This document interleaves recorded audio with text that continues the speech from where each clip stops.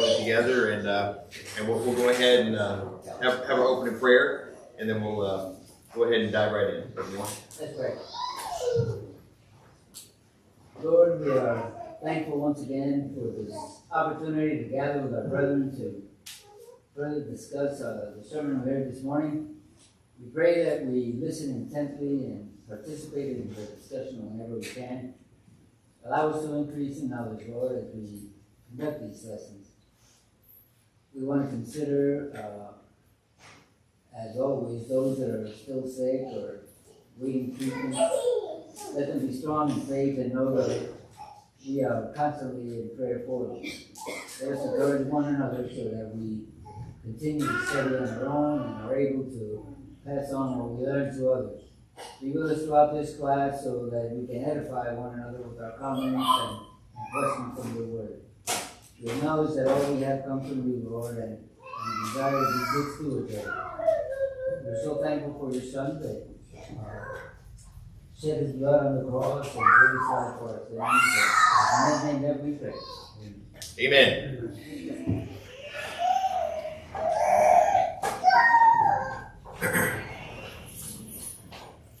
So as we move into the next year, a lot of people are talking about New Year's resolutions.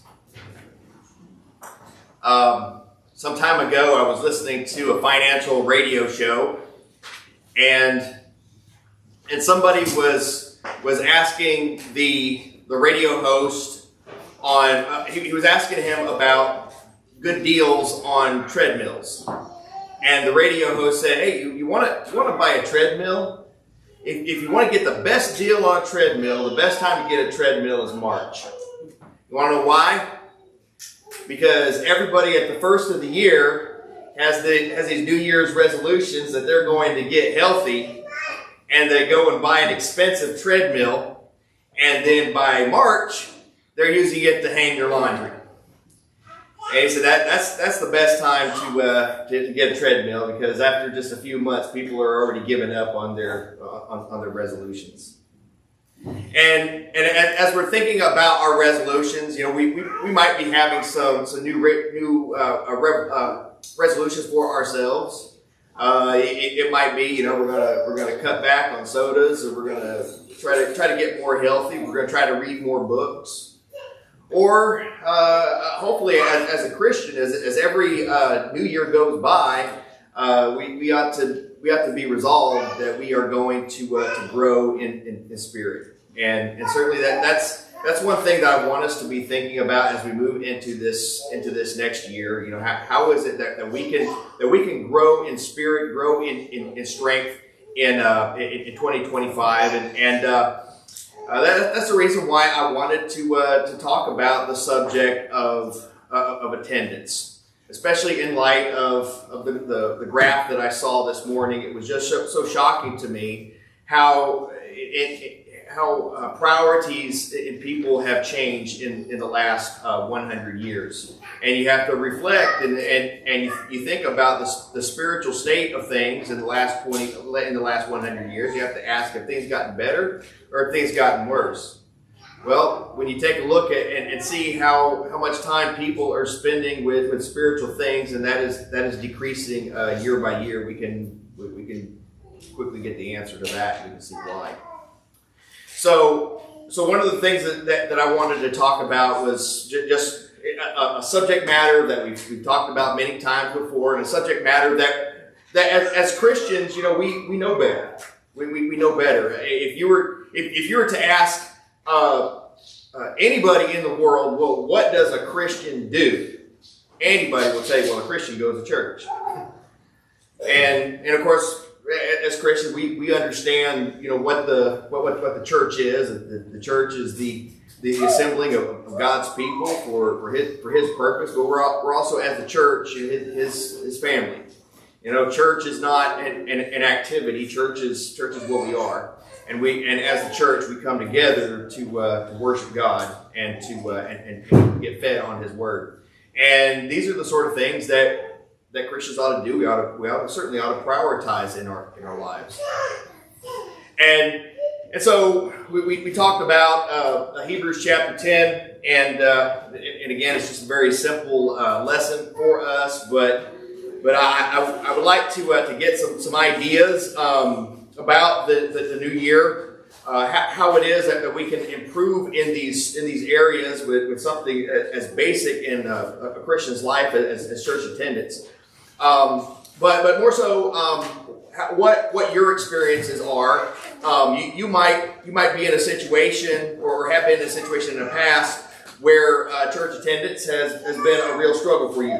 What was the result of that? How did things change for you? When did you make the decision? I need to put these things into focus, and what was the result of that? What was the result of that for you spiritually?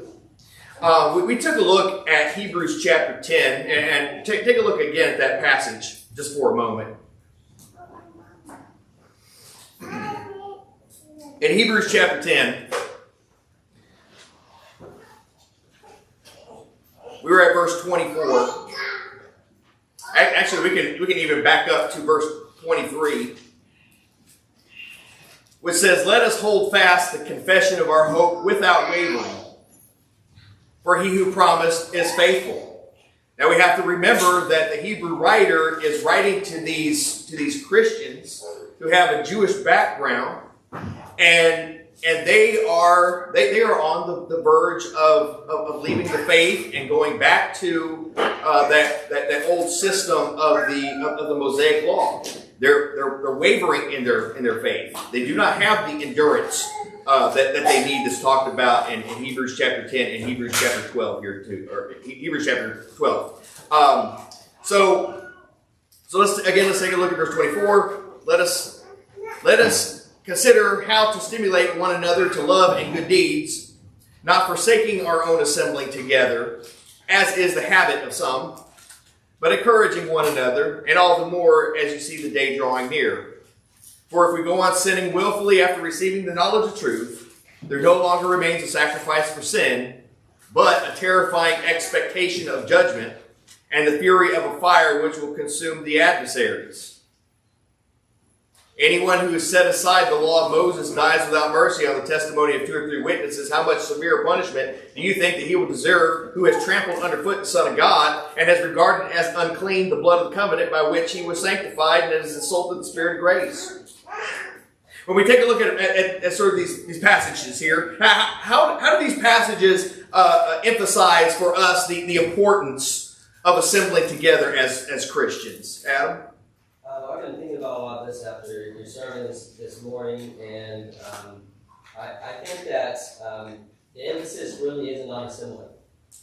And I think there is it's a certain part of it. But I think it's a minor part that's incidental in the whole context of what's saying here. And I may be wrong about this, just my own thoughts on it, but I think if we back up to verse 22 and even farther, he's talking about even in the beginning of chapter 5, he says, you ought to be on the meat, you ought to be teachers, yet now you're needing to be taught again the first principles of God. In chapter 5, verse 12. In chapter 10, verse 8, he says, sacrifice and offering, I pleasure in. He's referring back to, he wants obedience rather than that. And then in verse 22, he says, let us draw near with a true heart and full assurance of faith. And then he says, let us hold fast in verse 23 to the confession of our hope without wavering. And then he says, let us consider one another in order to stir up in love and good works.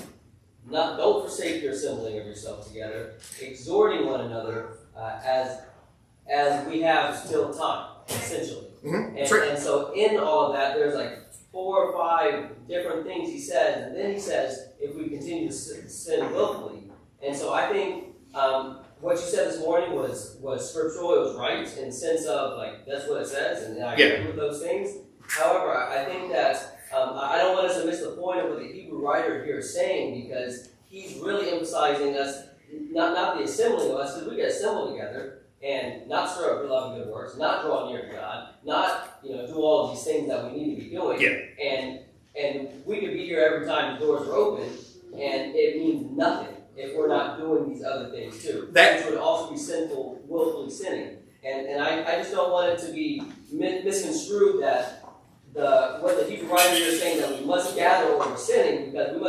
but we also must hold fast without wavering. We must also draw near with a true heart. We must also consider one another to stir up love and good works, and we have to exhort one another on top of. And all of that, we have to do. It's incidental because we have to do that together. We can't do that elsewhere. Right. And so I think that we got to make sure that we're emphasizing the whole context of what he's saying here. Yeah, and maybe I didn't make a big enough point out of this, and you're right about that. But the point that I wanted to make is concerning our assembling together here, and you're right about that we hold fast the confession of our hope. And to consider how to stimulate one another to love and good deeds, encouraging one another, all the more as you see the day drawing near. But the problem is, we can't do that if we're not here to be encouraged, to get encouraged. And you're absolutely right. These things are very important, and that's the reason why I wanted to bring these sort of questions up. Why does this passage here talk about the importance of assembling? Because this is our goal, and you're exactly. We could just come together, and a lot of people do. They sit in their pews, warm the seat, not talk to anybody, and just head out the door. And seeing they're coming together and worship as something that they're just checking off a box that they're here. Go ahead, Adam. And so I think that as we are drawing near and holding fast and considering one another, we're gonna want to be here. Yeah. We're gonna want to be here. And Yes. So us saying it's sinful if you want to show up is putting the cart before the horse. Because we should be finding out why people aren't showing up, and we should be stimulating them. We should be encouraging them to draw near, because then the byproduct of that is they're going to show up. Sure. Is what I was trying to. Okay. All right. Yeah. For sure. And I agree with you on that. I do. And again, forgive me if I didn't make the point clear. I just wanted to make the point about the assembly and the fact that all of God's commands are important. It's important for us to carry these out. But again, our main thrust is going to be for the encouragement of one another's love and good deeds. And I want to talk about that in just a moment after Wendy has something to add. I was just going to say that I do agree that there are people, past, present, and in the future, that are going to be just pew warmers. They're going to just show up because of appearances, because they feel like it's a box to be checked. But those people, unless they get it, unless they study it and commit it to their heart and commit to making that change, they're not going to be here long. I mean, sadly, we've seen it just in our 17 years here. People who did. They just came because they didn't want us to blow their phone up or hear 500 text messages come through. Where are you? Is everything okay? What do you need? But eventually, if they're not in it, they just stop coming. And so that was going to be my only point. That the attendance, you have to be here, but even those who are here, they don't last. They're not. I mean, that's why a lot of our children fall away. They're here because we make them as their parents, and then as soon as they get out on their own, they decide, oh, nobody's making me. I don't need to go through the motions because nobody's paying attention. And it's the sad state of the future of the church. So I do agree completely with Adam, is that we really need to be focusing on the whys of why we're warming these pews. Oh, okay. I like where this conversation is going because what I want to talk about is how we can encourage, do a better job in 2025 in encouraging in particular, wayward Christians or Christians who are faltering in their faith. And as Adam said, attendance would be a byproduct of that. How can we encourage Christians? Let's say for instance, you have a Christian who's really struggling with something like attendance and being here on a regular basis, And we don't know what's going on in their lives. We don't know what sort of spiritual struggles they're going through. What is the best way to address this problem? What is the best way to address this problem about lack of attendance? Is it pulling them to a back room and giving them a tongue lashing? Is it constant calls and text messages? Where were you? Where we're missing you. We really want you to be here. Is it the exercise of church discipline, like we can find in 1 Corinthians chapter 5? Would that be an appropriate solution for these things? And this is something that I want us to talk about and discuss for the upcoming year. Sister Sarah, and Sister Sarah. Matthew, in the book of Matthew, Jesus gives the parable of the sower, and he talks about how the seeds are sown. The farmer plants the seeds. He just sprinkles the seeds. And they fall among hearts or among different types of soils. Mm-hmm. Some are thorny. Sometimes it falls on the wayside or in the rocks. And it's not the farmer's responsibility to do anything other than sow and fertilize. So I don't know that it's our responsibility to put so much emphasis on who showed up when and how frequently and how motivated they were or they just a bench warmer or something like that. That's disrespectful to the general people. There was a gentleman in Ocean Springs that worshiped there for just a couple of years, and he said that as long as he'd been going to church, which hadn't been more than a couple of years, there had been so much talk about how to convert people, how to bring them in, how to get them to stay. And he gave this story about how when he lived in California, him and his buddies used to go out into over to the dunes, and they would ride the dune buggies all weekend long, and that was his church. It was his family, his best friends. They talked about real life stuff, and that was his only church, quote unquote. He said, but when we went back to work on Monday and we talked about what we did, everybody was like, can we come? Can we come? And they were like, no, it's an exclusive group. It's just me and my buddies. And so we kind of have this a little bit backwards. If our lives magnify Jesus, then we will draw people to ourselves through our life, and in essence, to the church universal. But if our focus is on how many people we get in the building, for how long, how faithful they are in their attendance, and how quickly they fade it out, then I don't really feel like we're teaching the right thing. Yes, there's a few verses in the Bible that talk about attendance, but we're talking about an American culture here. We, collectively, have agreed to come together 3 times a week because that's what we feel in this city of Gulfport is beneficial to the members here. But it is not a requirement from the scriptures. It is an American culture. And it isn't a tradition. I grew up this way. It's nothing to me to come 3 times a week.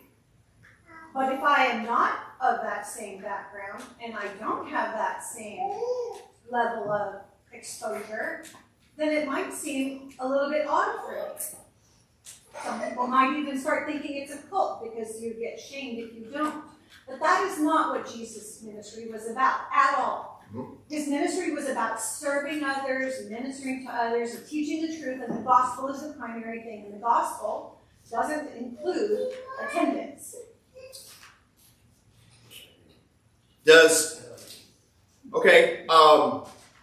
How about would the gospel include the sanctification of Jesus in our hearts?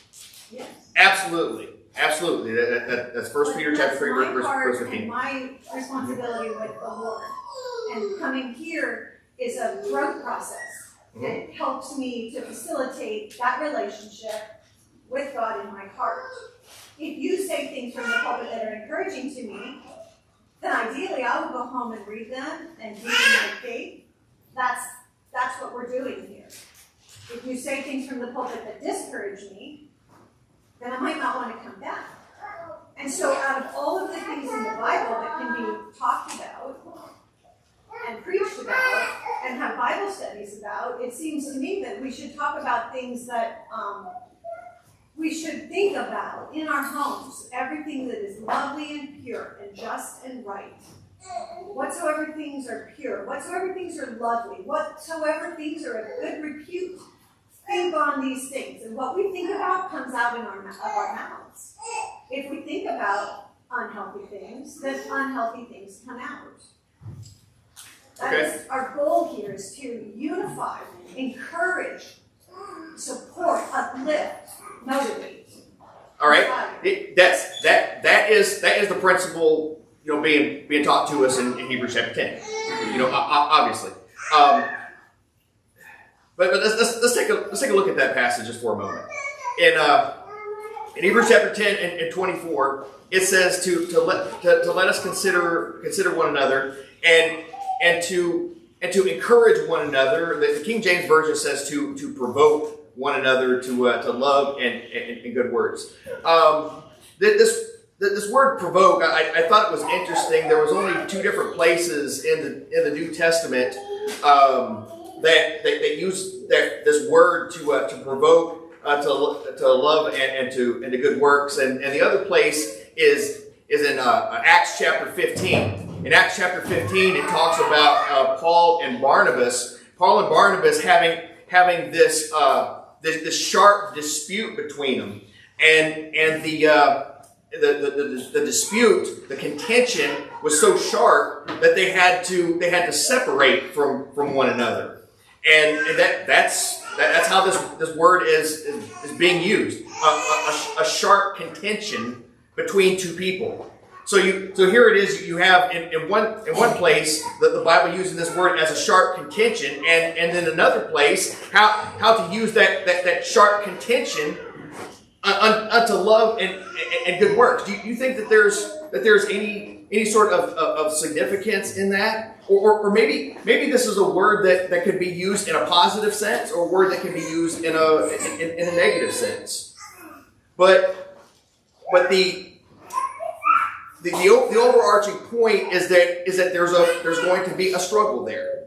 There's going to be a work that has to be put forward. In other words, if I might be able to paraphrase, Hebrews chapter 10 and verse 24, let us consider one another and struggle and strive with one another to focus on the love that we have for one another and the good works for one another. And as I mentioned, this morning, I talked about this morning, the going to, the assembly. The assembly is important. But what's also important is our intention. The assembly and the intention, they go hand in hand with one another. And sometimes you don't feel like going to services.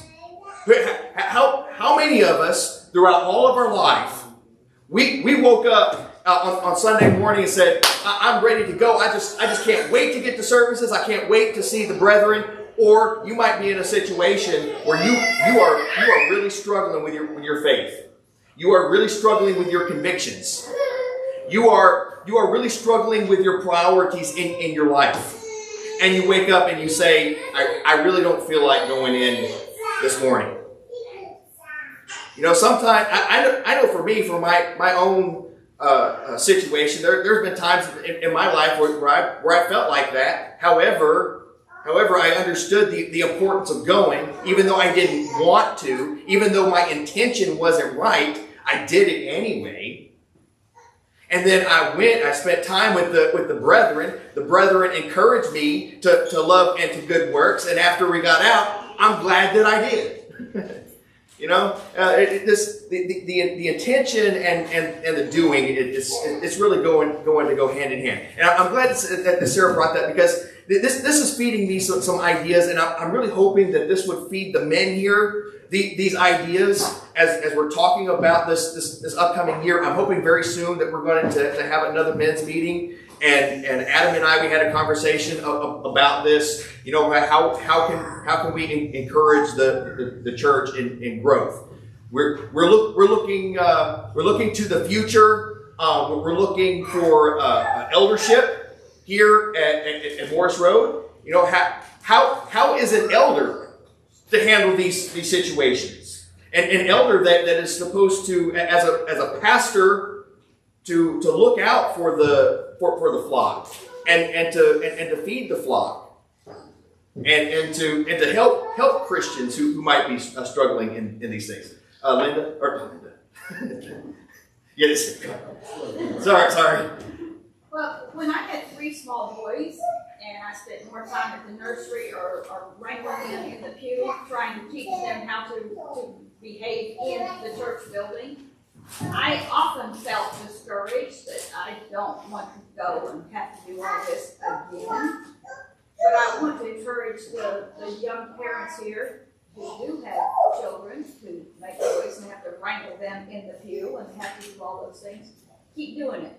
They will learn, they will, and they will. Amen. And when they get older, you know, that's up to them and God. But while they're young and you still have influence over them, just keep trying, even though I often felt I didn't get a thing out of today's service. Not today, but when the kids were younger.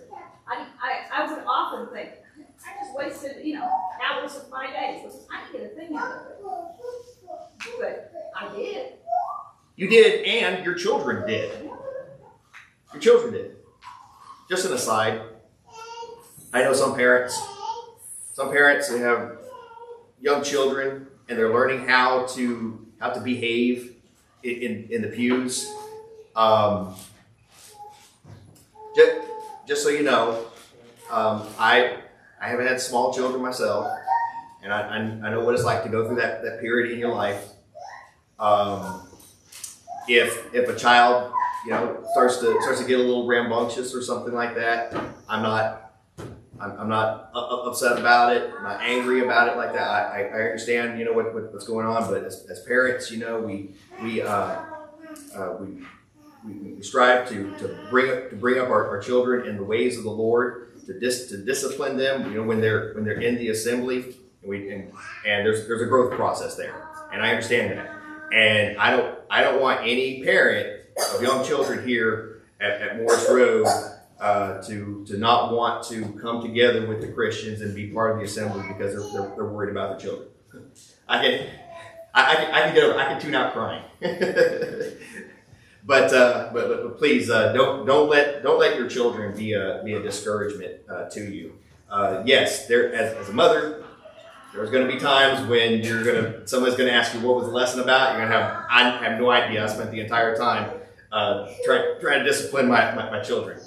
So somebody is getting something out of it, and these children will learn. Okay, we had a couple of hands up, Wendy and then Adam. Well, you had 2 Sarahs and you only talked to 1 Sarah. So, Oh, did I? Oh, yes. I'm sorry. I think it was in response to your question. What was your question again?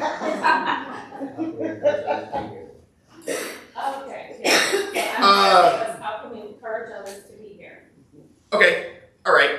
And I think one of the ways we can is building relationships outside of the church building. Okay. Like our relationships, we don't have to only see or speak to each other when we are here. We should be reaching out to each other outside of the church building. We should be getting together outside of the church building. Like, this is our family. The people that are in here should be our best friends. And we should be reaching out to each other, asking each other how we can pray for each other. We should be having lunch together. And I think those things will help not only our relationships, but help encourage others to want to be here with us on Sundays and Wednesdays. That's a good idea. That's a good idea. Good thought. It's something that we can do more of in 2025. And I'm not. And that's just not talking about potlucks. No. That's not talking about potlucks. I mean, just individuals and getting together with individuals outside, building your relationships outside of the church building. Yeah, just this afternoon. We took Sister Linda. I said Linda because we spent so much time with her this afternoon. We took Sister Linda out to lunch after services, and had a wonderful time with her. and got to talk to her and spend time with her, doing little things like that. Yesterday, Brother Adam and I, we got together. We got to spend some time with each other. Talking about our families, talking about each other, talking about spiritual things, talking about the church. And it's little things like that's encouraging. But you just have to make a commitment to do it. We saw that graph and that chart. Where did the church land? What is the church? Again, the church is not this building. This is not the church. If somebody says, I'm going to spend some time this weekend cleaning the church, yeah, please don't do that. I shouted already. You don't have to clean the church. Now this is a building where the church gathers, but again, the idea it reminds me when I was a little, my mom used to do this thing where she would put her hands together and she goes, here's the church and here's the steeple. Open it up and see all the people, right? Well, it's the people. That's the church, not the building. The people is the church, and we have to spend time with the church. And looking at our graph this morning, how is that changing over the decades? People are spending less time with their family, less time with their friends, less time with the church, more time doing other things. TikTok, YouTube Shorts, all these things where I myself, I'm probably spending an inordinate amount of time with those things as well. I mean, it was because of YouTube Shorts that I even found the graph to begin with, and it was a shocking thing to me. It's like you look at that, but you look at that and you reflect on it and you start thinking, where are my priorities? Maybe in 2025 I'm gonna spend less time with those things and more time with interpersonal interaction with one another, spending more time with their family, spending more time in church. Wendy. Totally agree. I mean, Sarah definitely hit the nail on the head with what we all need to be doing. It's so easy. I think both Sarahs. Yes, absolutely. But I'm gonna flip it. Of course you are. What struck me this morning listening to the sermon and you talking was the parable or the story of the prodigal son in Luke 15. I mean, it's no secret here, who's fallen away over the years, who doesn't get involved with the family on a regular basis. I mean, everybody knows. I mean, we all fall into it at times, and we have people who are a little bit more habitual with it. And at what point do we take this stance where we can't want it for them? When we can invite them over, we can have them for lunch, we can host things that they can feel comfortable at, we can show up at their house, we can take them meals, we can do all the things. And they still just don't see this invaluable treasure right in front of them. So at what point do we pray? Never stop praying, you know me. But at what point do we just say, okay, I'm going to wait. And when you realize the treasure that you are turning your nose up to, I'm going to welcome you back with open arms. At what point do we maybe guard our own hearts? Do we guard our own hearts? Because it is heartbreaking. I mean, I can't even put into words how heartbreaking it is to know somebody who's known the scriptures, knows the promises, and still will choose sleep or a headache or an eyelash falls out or a vacation or whatever the excuses are to not be with us. And like I said, I think everybody is guilty of turning their nose up at one point in their life. Or like you said, coming even though you don't want to. We all have seasons. But I'm not talking about the one time. And then somebody snatches you back out of the slippery slope and you're back where you need to be. I'm talking about the ones who leave home. They leave us. And they're doing their own thing. And there's just random conversations and I even had a conversation with some members years ago who just were once so faithful, and they guided us and they taught us and we learned from them, and then they just started falling and slipping and not meeting together. And then so we weren't encouraged by them and they weren't encouraging us, and I asked, I said, why don't you come anymore?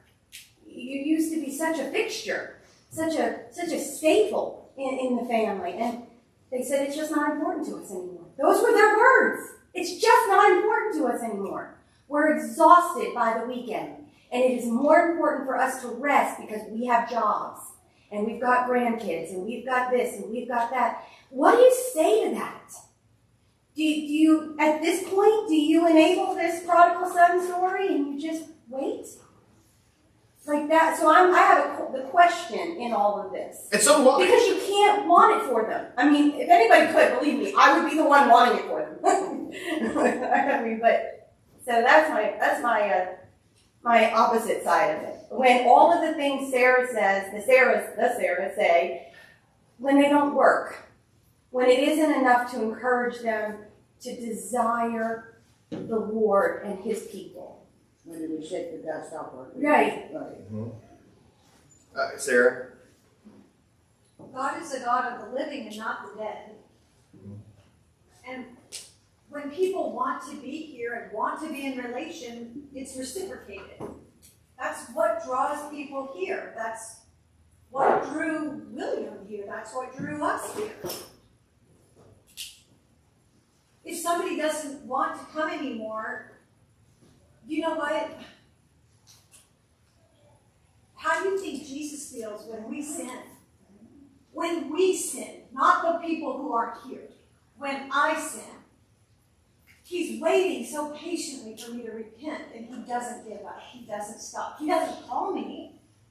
He doesn't beg me, because that's all in here. He begged, He pleaded, and they didn't listen. The Israelites didn't listen. He said, for 40 years, I gave to them, and still they didn't enter into the promised land. So yes, I agree with Sarah that we need to influence each other, but we're called to the world. Our light is to the world. If you have extra time, invite friends, get together in your home for Bible studies. Yes, we have to be encouraged as well, and we have to keep, but that's kind of what these 3 services are for. We come, we read, we study. It's a simple message that needs to go to the world, the gospel, the simple truth. So I said God is a God of the living and not the dead, because our focus should be on the living, not on the dead. And here among us are the living.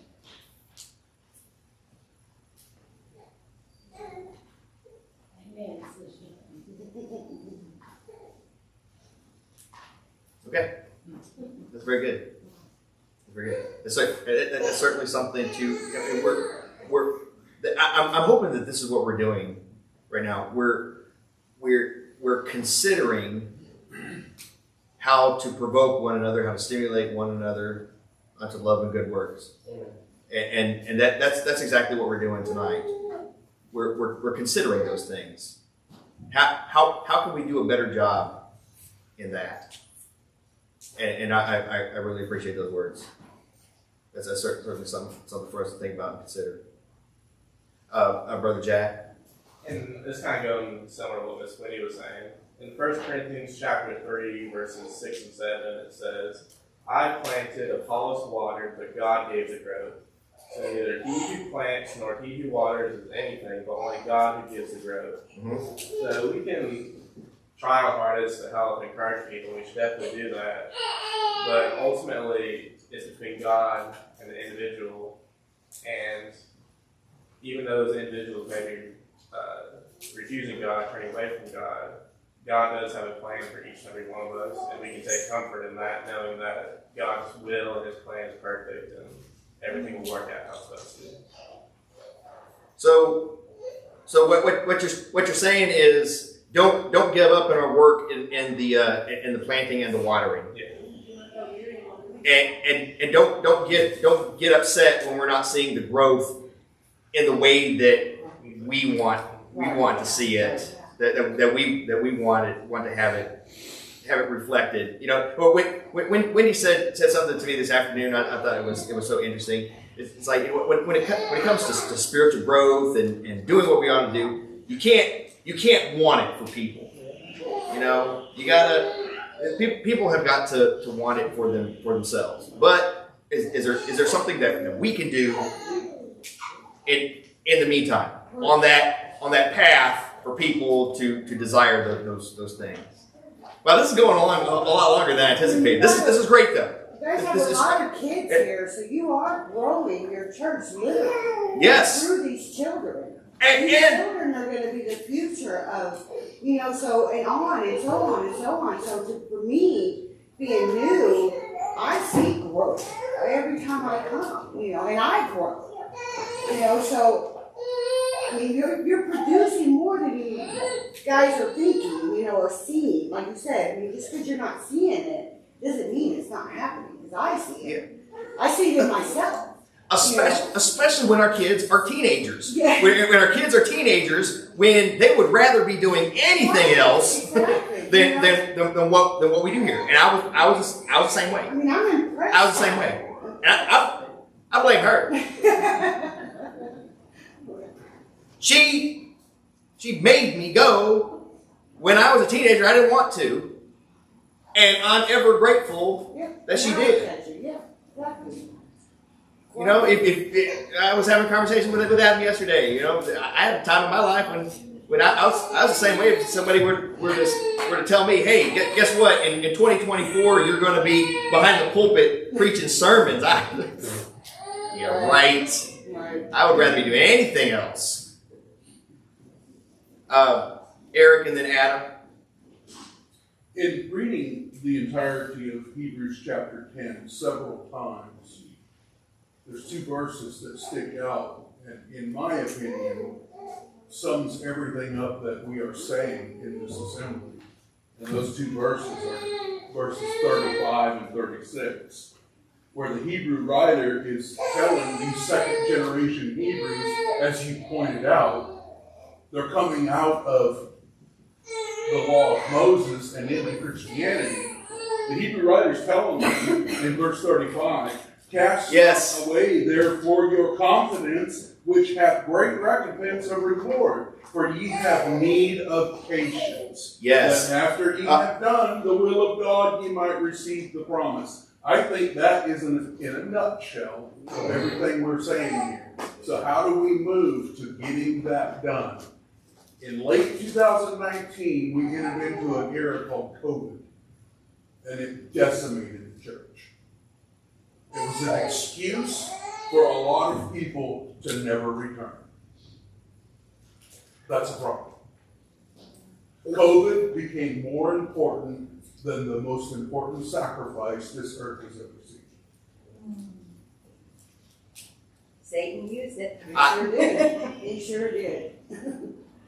I was asked by a family member, during COVID, and, he was asking about, he's a gospel preacher, he was asking about, what we're doing here at Morris Road, and how I felt about that situation. And, I told him, when it came to COVID, if I died, if I got COVID and died because I was doing what God wanted me to do, so be it.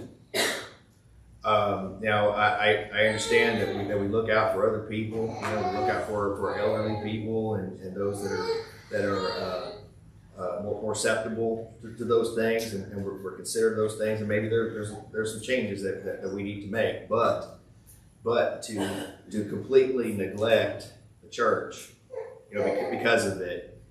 Even today, that's COVID is long over. Even today, the church is still dealing with the ramifications of some choices that some of the elders and some of the churches were making, and it's terrible. And as it was happening, I would talk to people on a regular basis. You could see that coming from a million miles away.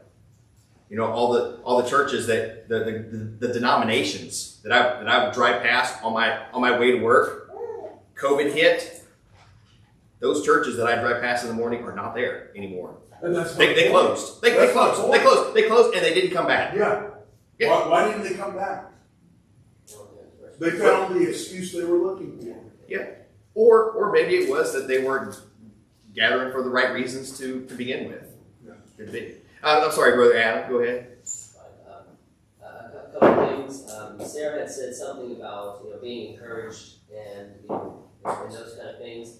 And I wanted to echo the sentiments that you said earlier by bringing up that word provoking in those two instances, because encouragement can come in different forms. A lot of times we think encouragement feels good, right? But sometimes it's a disruptive, unnerving kind of thing. Like sometimes it is feel good, and other times it's iron on iron. And for us to be able to distinguish, okay, this is still encouragement, and not take offense or get defensive or like take in things that with a grain of salt. And these kind of things are extremely important. And as far as what my mother said, we go through that ourselves. We have had several. We're in our second litter now, Yeah. and it's just rough. It's rough. Jubilee is just so wild and it's just really difficult. But we tell ourselves it's just a season, right? It's just a season. And for what my mom said, this is her hard work. Is the reason why we are still here. Their work and their influence on us as children, was the catalyst to even though we lost our way, even though we did other things, that we came back. And I heard an elder say once that screaming children is the most joyous sound you can hear in a church. And it's so true, and I think we need, sometimes it's not, sometimes we're like, we just need to shut that kid up. But we need to have that perspective, that this is the future of the church, and those cries and those screams, it is certainly a joyous noise. And I'm so thankful for your ability to get up there, put those blinders on, and just keep on going, and get a little louder if you need to. And it's something that we should have. I heard, I saw a post earlier. Somebody jokingly, a gospel preacher jokingly said, that Paul's thorn in the side was children screaming, while he's preaching, and he was joking obviously, but he probably had something going on this morning to say that. But getting back to your question that you had asked earlier, how can we encourage others to be here? I think one of the ways, I agree with what everybody was saying, but one of the ways is to realize that the lack of attendance is a symptom of an underlying issue. And so it's not the attendance that we should be addressing, but we should be finding out why. Right. Are they sick? Are they have mental, emotional things going on? Are they just not seeing the value anymore? Because when we understand the why, then we can maybe take steps to move toward something where we're showing, where we're addressing the actual roots of what's going on. And also to what Wendy was saying, it breaks our hearts. It really does. When we have these people that we worship with, we labor with, and then all of a sudden something happens and they fall away. Or these kind of things are just so heartbreaking. And it reminds me of a quote that I heard that being patient and waiting on the Lord and these kind of things, that we can't pull up the roots, pull up the flowers. We can't pull up the flowers to see how the roots are coming along. And oftentimes we may not see the growth. Oftentimes we may not see the progress, the impact, and influence. And we have to realize that waiting on the Lord, trusting on the Lord is kind of like that. We can't pull up the flowers to see how the roots are going on, because it's going to disrupt, it's going to kill the plant, essentially. So if we try to take on that role as, it's up to me to get this person back. It's up to me to make sure that I get them back into church. And when it's like, when it really isn't, like Jack was saying, we're watering and planting, and we have to be patient on the Lord to bring that to fruition. And we know it's a hard truth that there's only going to be a remnant that's going to stay faithful, and that most in this world are not going to care. Most in this world are not going to, even those like Demas, even those like they were with Paul, like Judas, they were with Jesus, and they still chose the other path. And there are going to be a lot of those, and we have to. It's part of life. We're going to be heartbroken, and we have to be okay with that in the sense of not put it all on us, like it was all like what would we have done differently. Jesus, who did everything perfect, still couldn't save everybody because it's on the individual.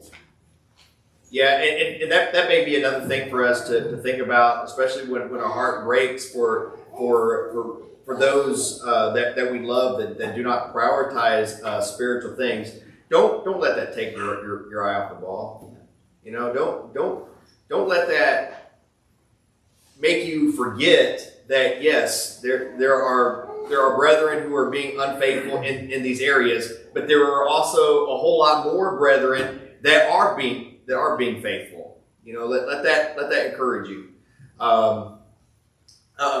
This is Janice. I agree with what everyone is saying. I just have a couple of comments sprinkled throughout. Mm-hmm. I think we, as a congregation, we can do tough things, and we need to study and preach and discuss the whole Bible. Those things that make us feel good and cozy inside, and those things that aren't so nice and pleasant to talk about. Because like someone said, that's how we're going to grow, because we are going to push ourselves. And we also need to realize that this is a spiritual war. So we are fighting our flesh to let our spirit lead us. When we are, you mentioned something in your sermon about how people of the denominations, they go there because it's something that is of interest to them. Yes. We need to realize that our interests need to be God's interests. And so that will get people to focus and stay on track. And it is definitely our, I feel, it's our responsibility, and I fail most of, miserably on this, to encourage people and to bring them in. But if they don't, if I have done what I'm supposed to do, I'm okay with that, but it's a sticking point when I haven't done what I'm supposed to do and they have fallen away. Yeah. I've heard the expression, what you win people with is what you win them to. Absolutely, we can bring in a whole lot of people here from the community if we heard with the spaghetti dinners. But what happens when the spaghetti dinners go away? Do they go away too? If we are winning people with the gospel of Christ, which is what we ought to be doing, and we continue to preach that here and continue to feed the gospel of feed people not the spaghetti dinners, but feed people the gospel of Christ. They're gonna keep coming back for more, and certainly that's one good way of doing that, Janice, and then Eric. And we're going to have to wrap it up too. But it's more than just preaching the gospel. It's our part too in motivating and encouraging and getting out there, because we can preach, we can teach them the gospel, and all of that is in there. But then we need to engage ourselves. This is what the gospel is. This is how God would have us to treat one another. So it's more than preaching the gospel, it's acting upon that information that we have. You mean like greeting one another with a holy kiss? Yeah, which a lot of times I don't do. That's what I mean. Well, I think that there's a lot. I mean, you can probably do a whole sermon about the subject of that. Not that we're literally and beyond going and kissing one another, right. but the whole idea is that we are greeting one another with that holy attitude, right. with the attitude of love, and with the attitude of wanting to be around with those of like precious faith. Eric? Yeah, I like the point you made, Brother Steve. The end of Acts chapter 2 says, "And the Lord added to the church." daily such as should be saved. Mhm. We don't add to the church. The Lord does. That's right. So if we stay in our lane, Christ will do his mission so long as we're doing ours. Very good. Let's end with that thought, and think about the new year coming up, and one of the things that I'm walking away with tonight, as far as thoughts and ideas, is to put more effort this year into interpersonal relationships. Talking to one another, spending more time with one another. Become invested. Become invested in one another. Invested in the church. It's a lot easier to leave something which you have no investment. But once you put in that investment, you're more apt to become committed to those things. So let's become more committed to the church, to one another, more committed to the Lord as we're looking for this upcoming year. And Naomi, do you have something to? When you were talking about the babies were just like they didn't want to listen because they don't know what it means. And when you were teaching our class, you said your church had I think stairs, and you would wander off and just go and discover stuff. Yes, what he's talking about was when I was a kid. When I was a kid, well, my mother. I don't even remember. It was some denomination, but they had a bus that came around, and she would go herself, but she would put my brothers and I on this bus and take us off. And I didn't know what I was doing. I wasn't being taught anything. I would sneak out of class and just go roam the halls. And maybe that's another thing for us to consider. When it comes to our attendance, when we're here, how about this? When we're here, are we as engaged as we ought to be? Are we really getting fed, or are we just sitting there thinking about other things, sitting there playing on our cell phone, doing anything else than considering what is being said and being taught? Okay, well, with that being said, I appreciate everybody's participation and everybody's input, and I know that there's probably a whole lot more that can be said about this subject, but certainly we could save it for a later date. I just as simple as this lesson was this morning, I just wanted it to be an encouragement to all of us, as we're looking forward to the next year. We're seeing what the world's doing. We're seeing how the world is spending their time. How should we be different? As Christians. What should be the most important thing in our lives? That should be the spiritual things, because when it's all over, when we die, or when Jesus returns, whichever comes first, it's not going to matter. It's not going to matter, what grades we got in college. It's not going to matter, where we are on the online leaderboards. What's going to matter is how faithful were we to spiritual things while we were here on this earth. Remember, we just don't have a whole lot of time on this earth. We talked about Ephesians chapter 5 and the exhortation to make the most of our time here on this earth, and our time's short. But if you're here tonight and you haven't been as committed to spiritual things as you ought to be, now's the time to start making those changes. Now's the time to repent. Now's the time to change. If you got yourself involved in things that is offensive and to the Lord, contrary to the gospel of Jesus Christ, put those things away. If you haven't obeyed the gospel, what a wonderful way to start the new year. to start the new year as a child of God, obeying the gospel, becoming a Christian. And of course, the Bible gives us a prescription how to do that. But you might have questions. What do I need to do to become a Christian? Maybe we can have some Bible study about that. Reach out to us. Let us know. Let us know how we can help you. Let us